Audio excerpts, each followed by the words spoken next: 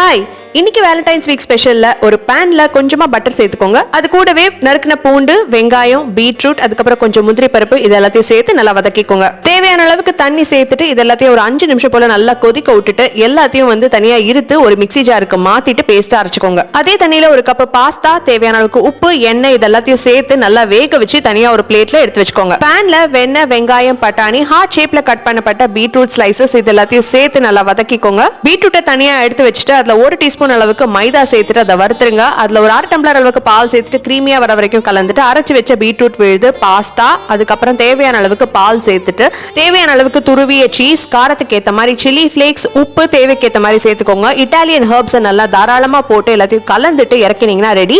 இப்போ நம்ம பிளேட்டிங் பண்ண வேண்டியதுதான். டீடைல் ரெசிபிக்கு கீழே கேப்ஷன்ஸ் படிங்க. இந்த வேலண்டைன்ஸ் டேக்கு உங்களுக்கு பிடிச்சவங்களுக்கு கண்டிப்பா இந்த பீட்ரூட் ஆர் லவ் பாஸ்தாவை செஞ்சு கொடுங்க. ரெசிபி பிடிச்சிருந்தா ஃபாலோ பண்ணிட்டு லைக் பண்ணுங்க.